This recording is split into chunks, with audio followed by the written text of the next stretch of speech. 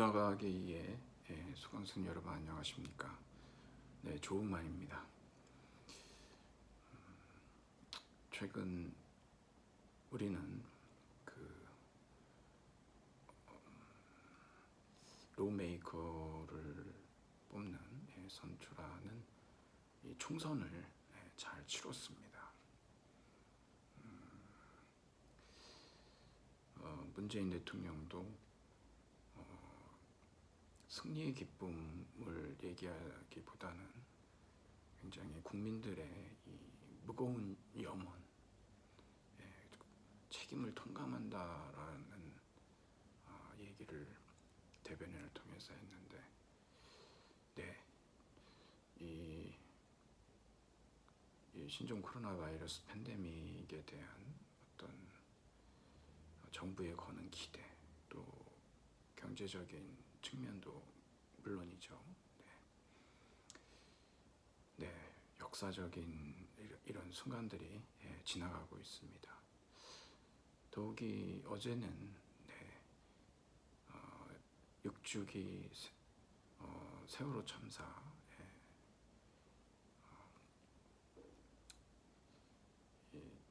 우리가 아직도 책임자에 대한 처벌이라든가 진상규명 제대로 이루어지지 않고 있고, 선고 과정에서도 드러났지만 여전히 유가족들에 대한 막말들이 계속되고 있습니다.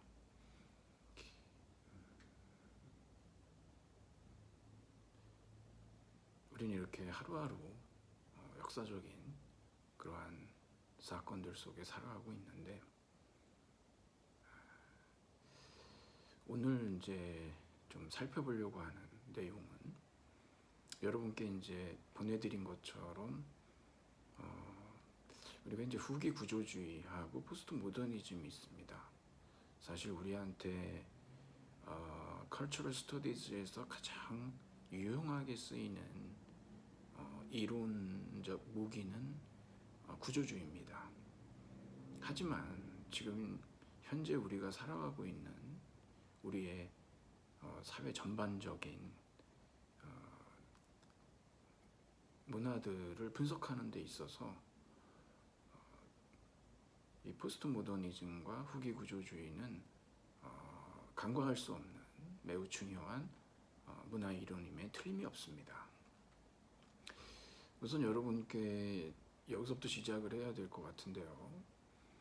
사실 현대 프랑스 철학이 지금처럼 이렇게 각광을 받지는 못했습니다. 아시다시피 우리는 보통 영미 분석 철학이라든가 아니면 독일 관념론, 항상 철학에서 중심을 잃었고 그걸 통해서 많은 이론 작업들이 이루어져 온 것이 사실인데, 현대 프랑스 철학이 큰 두 번의 어떤 변곡점들을 겪습니다. 1차 세계대전과 2차 세계대전 사이에는 베르그송의 형이상학이라고 하는 그런 철학적 성공이 있었습니다. 2차 세계대전 이후에는 여러분들이 아시는 이 사르트르의 실존주의라든가 또 멜로봉띠의 현상학, 이런 논의들, 그리고 이제 알티세르, 지난번에 이제 저희가 살펴봤지만 알티세르로 이어지는 마르크스주의, 구조주의적 마르크스주의자죠. 마르크스주의도 있었습니다만 결국 이러한 현상학과 그 다음에 실존주의와 마르크스주의가 구조주의로 모입니다. 그래서 구조주의적 방법을 통해서 이런 것들이 이제 논의가 되고, 그리고 제2차 세계대전에서 68 학생혁명 그 시기까지가 지금 말씀드린 이론들의 각축장이었다면, 이제 68 학생혁명 이후에 지금도 여전히 그러한 논의들이 진행이 되고 있고, 사실 프랑스 철학은 우리가 이제 르네 데카르트를 통해서 클리어 앤 디스팅트라고 하는 이 프랑스 철학의 특징은 명료함이었었습니다. 근데 지금은 기존 사유에 대한 비판, 혁명, 이렇게 그래서 굉장히 아주 매력적인 그러한 학문이 아닐 수가 없습니다. 우리가 이제 이 포스트 모더니즘과 후기 구조주의를 조금 구분할 필요가 있습니다. 여러분 우리 구조주의 배웠죠? 네. 후기 구조주의는 말 그대로 이 포스트라고 하는 접두어가 두 가지를 의미하고 있습니다. 우리 뭐 독일어로 얘기하면 aufhebung이라고 할 수 있는데 지양한다라고 하는 거 있죠. 이건 단순한 부정이 아닙니다. 네. 좀 더 부정하면서도 그것을 상승시키는, 좀 더 완성도 있게 만든다라고 하는 뜻이거든요. 그런 의미에서 이 포스트도 분명히 계승하는 측면이 있습니다. 구조주의를 계승한다는 의미에서 후기 구조주의죠. 그런 측면이 있습니다. 하지만 단순히 계승에 그치지 않고 그것을 비판하는 측면들이 또 있습니다. 그래서 여러분들은 이 포스트라고 하는 이 접두의 의미를 계승과 비판, 비판적 수용 이렇게 얘기할 수 있습니다. 그래서 구조주의가 특징으로 가지고 있었던 데카르트의 어떤 주체 철학, 의식 중심의 철학이라고 하는 것을 구조주의는 말 그대로 그러한 자율적이고 이성적인, 그리고 환경에 영향을 받지 않는 개인은 없다. 그런 개인은 뭡니까? 르네상스가 얘기했던 개인에 대한 정의였습니다. 그것을 데카르트는 코기토에서 받아들이는 거죠. 네. 어떤 영향도 받지 않고 이성적이고 자율적이고 생각하는 존재로서의 코기토인 겁니다. 그런데 여기에 대해서 구조주의는 특히 데카르트의 의식 철학에 반발해서 나오는 프로이트의 구조주의를 본다라고 한다면 사실상 무의식이 주체를 구성한다는 거죠. 그래서 구조주의의 핵심 특징은 뭐냐 그러면 주체라고 하는 것은 무엇의 산물이다? 그렇죠. 구조의 산물이고 구조의 효과다. 네. 이것이 데카르트의 코기토부터 프로이트로 연결이 되고, 그리고 이 프로이트의 구조주의가 후기 구조주의자인 라칸한테로 갑니다. 프로이트에 대해서 미국 심리학계에 잘못 알려진 어떤 자아심리학이라고 하는 것을 왜곡된 것이거든요. 그것을 바로잡으면서 분열된 주체라고 하는 슈팔퉁이라고 하는데요. 주체가 이미 분열되어 있다. 그것을 우리가 상상계에서 자아가 통합된 것으로 오인함으로부터 인간의 어떤 그러한 어떤 고통이 근원적으로 배어 있다라고 하는 의미인 거죠. 오늘은 이제 제가 이제 지금 잠시 여러분께 이제 구조주의와 후기 구조주의의 비판적 수용을 계승과 비판의 측면을 말씀드렸는데, 포스트 모더니즘은 뭐냐 그러면 여러분 후기 구조주의는요 철학의 인식론에 대한 도전이었습니다. 철학의 많은 그 세부 분야가 있는데 인식론에 대한 도전이었죠. 이 후기 구조주의, 이 철학적 지반을 바탕으로 해서 1960년에서 70년대 사이부터 미국 사회에서 일어났었던 건축, 문학, 예술 분야의 어떤 운동들을 우리가 포스트 모더니즘이라고 하는 겁니다. 여기서도 마찬가지지만 이 모더니즘 앞에 포스트라는 말이 붙는 거 마찬가지로 계승과 비판이 있는 거죠. 네. 건축부터 우리 한번 살펴보겠습니다. 잠시. 현대 건축이라고, 현대 건축의 아버지라고 할 수 있는 사람이 있는데요. 르 코르비지에라고 합니다. 여러분 한번 검색을 한번 해보시면 좋겠습니다. 대한민국은 정말 아파트 공화국이죠. 네. 이 사람이 이제 모더니즘 건축의 아버지인데, 그 이전에는 신고전주의라고 해서 건축에 장식적인 것들이 굉장히 많았습니다. 일종의 사치고 어떤 지위를 상징하는 것으로서의 건축이었거든요. 이런 것들을 대단히 합리적으로, 소위 뭐라고 하냐 그러면은 기능 만능주의라고 하는데, 우리 아파트죠. 박스형으로 돼 있지 않습니까? 지금은 어떤 면에서 보면 개성이 전혀 드러나지 않는 너무나 천편일률적이라고 볼 수 있는 모습이지만, 당시 상황에서 봤을 때는 어떤 인구 대비 상당히 현대적인 건축물이었습니다. 기능을 중심으로 하는. 그래서 그러한 기존에 있었던 장식적인 것들을 제거하고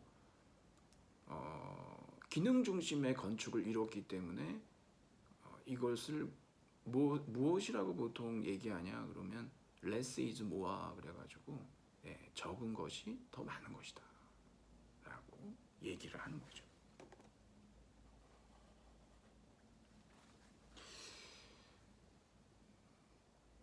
이런 어떤 모더니즘 건축에 대해서 이제 포스트 모더니즘이 등장을 하죠.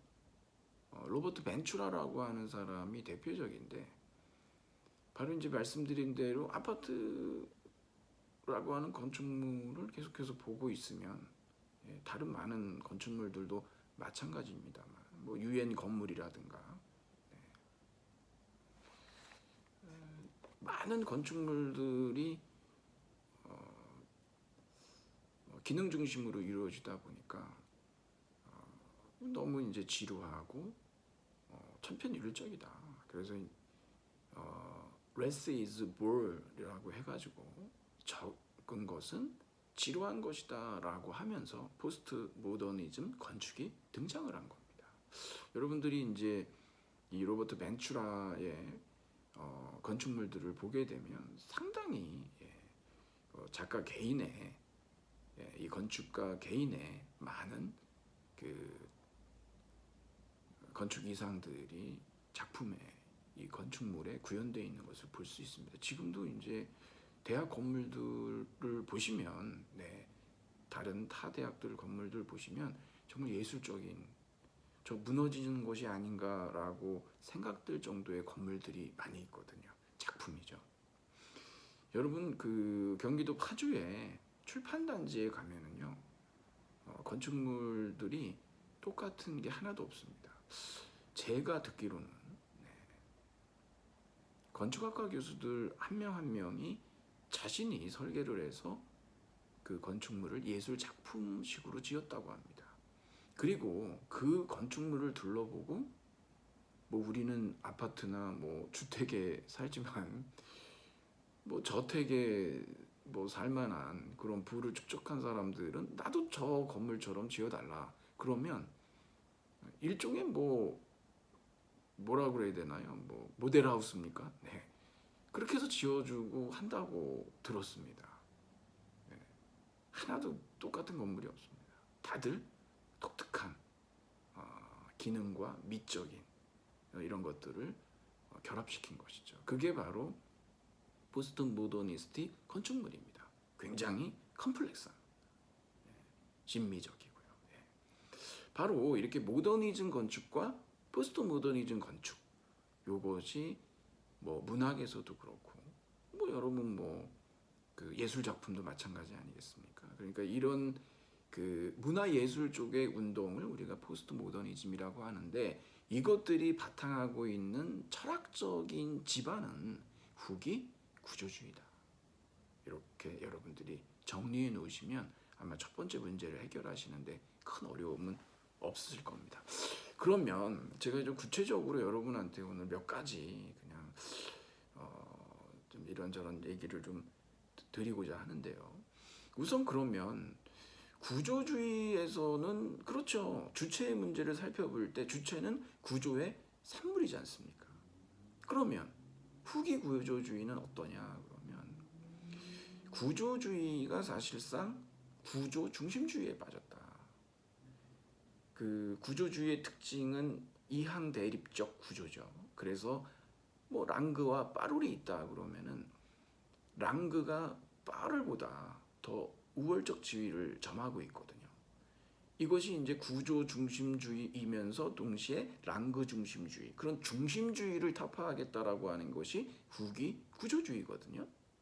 그러면 지금 주체와 관련해서도 데카르트의 코기토, 그것에 대한 이제 문제를 삼는 거 아니겠습니까? 의식 중심이 아니고 결국 구조의 산물이다라고 하는 것이죠.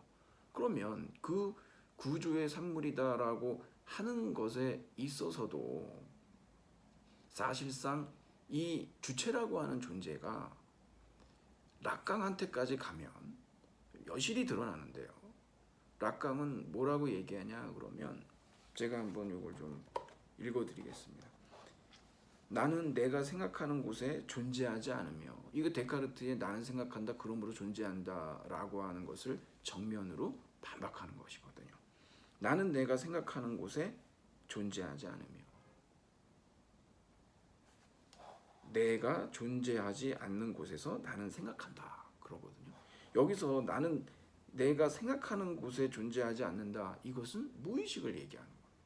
그리고 내가 존재하지 않는 곳에서 생각한다라고 하는 것은 바로 언어 구조를 얘기하는 것이죠. 그래서 우리가 락강을 후기 구조주의자라고 얘기하고, 이미 주체 자체가 이렇게 분열이 되어 있다라고 하는 얘기를 통해서 이 주체 철학의 문제점을 이제 지적을 하고 있는 것입니다. 프로이트의 구조주의에서 그 구조주의를 언어학적으로 접근해서 그 무의식이 언어처럼 구조화되어 있다라고 하는 주장을 하면서 바로 여기에서 얘기하는 이 언어 구조와 무의식을 이런 표현을 통해서 이 문자의 신급이라고 하는 책에서 얘기하고 있는 것이죠. 사실 이것의 시작은 어디서부터냐 그러면 바로 여러분 그 선악의 저편이라고 하는 니체의 이 책에서부터 나오는데, 니체는 통속적 미신이 있다. 그게 뭐냐 그러면 주체의 미신과 자의 미신이다. 사실 이게 없다는 거죠. 그럼 이런 것들이 왜 우리는 코기토, 나는 생각한다 그러면 왜 꼭 주어가 있어야 된다라고 생각하느냐 그러면 바로 그것이 문법적인 환상이라는 겁니다. 우리가 비인칭 주어 넣듯이 말입니다. 그것은 문법적인 효과일 뿐이지 사실 그 동사에 그 수로의 주어가 반드시 있을 필요는 없다라고 하는 겁니다. 그러한 그 니체가 이런 얘기를 통해서 이미 후기 구조주의를 선취하고 있다, 이렇게 우리가 얘기할 수가 있습니다. 자, 그렇다면은 제가 이제 이거 말고 여러분한테 좀 두 사람만 한번 소개하고 오늘 좀 정리를 해보려고 하는데요. 이 그 포스트 모던의 조건이라고 하는 료타르라고 하는 사람이 있습니다. 여러분 우리 교재에도 나옵니다. 이 사람이 얘기하는 건 뭐냐면은 그 거대 서사에 대한 의심과 회의거든요. 그랜드 내러티브라고 합니다. 이 거대 서사라고 하는 건 뭐냐면 여러분들이 마르크스주의에서도 얘기하지만 역사적 유물론이죠. 인류의 역사가 발전 단계가 결정이 되어 있지 않습니까? 헤겔류의 역사 철학이죠. 기독교도 마찬가지 아닙니까? 우리 창조부터 결국 심판까지 어떤 직선적으로 그러한 역사들이 전개된다라고 하는 거죠. 이것을 우리가 뭐라고 얘기하냐 그러면 그랜드 내러티브라고 하는 거죠. 거대 서사라고 합니다. 하지만 결국 이것들이 서양 역사에서 어떤 문제를 야기했냐, 결국은 전체주의적 억압을 가져왔다라고 하는 겁니다. 이제 포스트 모더니즘은 여기에 대한 거대 서사에 대한 문제 제기고 회의고 의심이라는 겁니다. 이러한 거대 서사는 우리가 의심해야 된다라고 하는 거죠. 그러면은 포스트 모더니즘 사회에서는 어떤 서사들이 나오냐 그러면은 작은 이야기라고 합니다. 이제는 그러한 어떤 역사를 관통하는 전체주의적인 사고 틀에 모든 사람들을 가둬놓는 그것에 대한 거부와 부정, 그리고 작은 이야기들 있죠. 그러한 이야기들로 전환되는 시대가 바로 포스트 모더니즘 사회다라고 하는 것을 이 포스트 모던의 조건에서 료타르가 얘기를 하고 있습니다. 한 사람을 제가 더 소개해드리고 싶은데, 여러분 리차드 로티라고 하는 사람인데, 여기 우연성, 아이러니, 연대성입니다. 왜 그러냐면 너무 이제 프랑스 철학자들만 언급하고 있는 것 같아서 제가 이 로티를 좀 얘기를 드리려고 하는데, 이 로티가 주장하는 것은 뭐냐 그러면 언어도 우연성이고 자아도 우연성이고 공동체조차도 우연성이라는 겁니다. 무슨 우연성이냐면 역사적 우연성이라는 거죠. 우리는 그러니까 어떤 특정한 시공간에서 우연적으로 지금과 같은 언어를 사용하고 지금과 같은 자아에 대한 생각들을 갖게 되고 공동체조차도 그렇다는 거죠. 그것을 잘 풀어놓고 있습니다. 그러면 이 사람이 어떤 인간형을 주장하느냐 그러면 이 사람은 이제 그 자유주의적 아이러니스트가 돼야 된다라고 얘기하는데, 이 아이러니스트는 여러분 우리가 알고 있는 그런 일반적인 아이러니가 아닙니다. 뭐 표피적인 얘기하고 심층적 얘기가 다른, 정말 잘났어 이런다 그래서 정말 잘나서 그런 게 아니지 않습니까? 그럴 때 우리가 아이러니라고 하지만 그런 의미가 여기서 아니고 새롭게 쓰고 있는데요. 이 아이러니스트라고 하는 것은 뭐냐 그러면 그러한 우연성들을 긍정하면서 살아갈 수 있는 사람이라는 거죠. 그리고 자유주의자로 산다라고 하는 것은 뭐냐면 이 사람도 여전히 어떤 인류의 역사의 진보라고 하는 거, 우리 이제 모더니즘은 항상 뭔가 발전과 진보를 얘기하지만 포스트 모더니즘에서 후기 구조주의에서는 그런 진보가 없습니다. 다만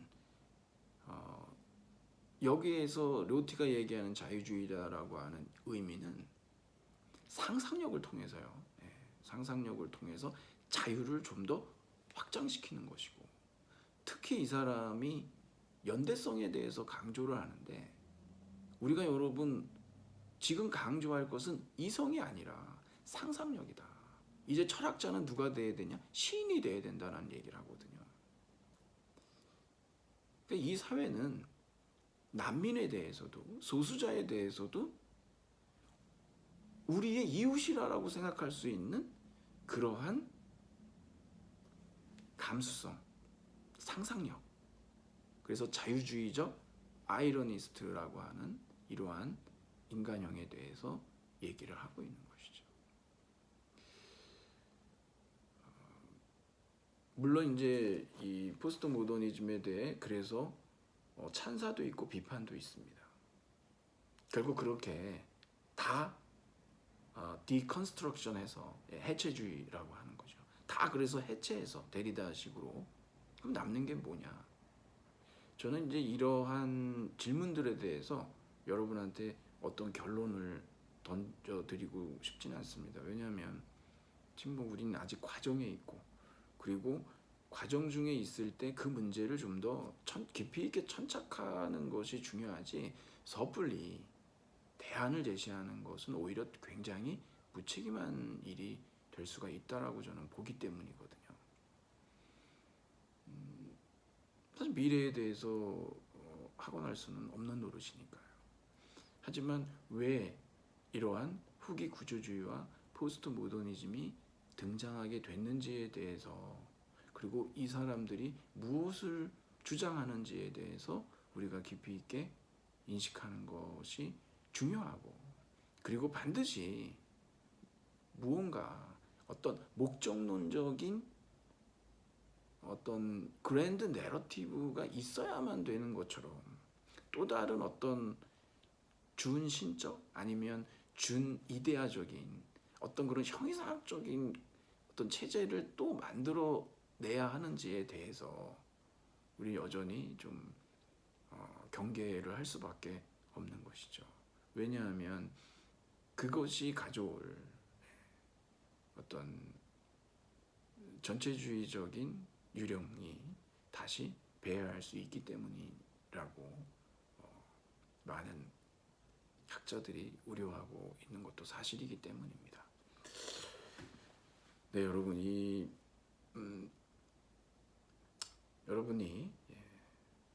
이제 여기까지 통해서 지금까지 우리 수업을 통해서 이제 이론적인 부분은 거의 이제 마무리를 지었습니다. 여기까지가 우리가 사실상 대면 강의를 했다라고 한다면 중간고사를 이제 치르기 전까지의 과정이거든요. 우리가 이제 한 주 중간고사라고 하고 그 다음 주부터는 이제 본격적으로 우리가 지금까지 공부했던 이론들 있지 않습니까? 이것을 직접 적용해보고 그 고전들의 한 부분들을 읽어볼 겁니다. 여러분들이 다시 이 책을 들여다보실 수밖에 없습니다. 사실인지 아닌지 우리가 또 잊어먹은 부분들이 있을 수도 있거든요. 그래서 그런 부분들을 또 확인해 가면서 어차피 우리는 이걸 이론이라고 하는 것을 암기하고 있어서 이건 뭐 금세 잊어버릴 수밖에 없죠. 직접 그런 학자들, 고전들을 읽어볼 겁니다. 그 사람들이 정말 어떤 얘기를 했는지에 대해서 그렇게 해서 다시 한번 이 이론적 도구의 가치에 대해서 검증해 볼 수 있는 그러한 기간을 이제 후반기에 갖도록 그렇게 하겠습니다. 네, 그러면 오늘은 여기까지 하도록 하고 여러분 그동안 전반기 어려운 이론적인 투쟁을 하시느라 많이 쓰셨는데 머릿속에 잘 정리해 두셔서 우리가 이걸 통해서 후반기에 더 풍성한 논의들을 해 나갈 수 있기를 바라면서 여기에서 정리하도록 하겠습니다. 네, 여러분 오늘 고생하셨습니다.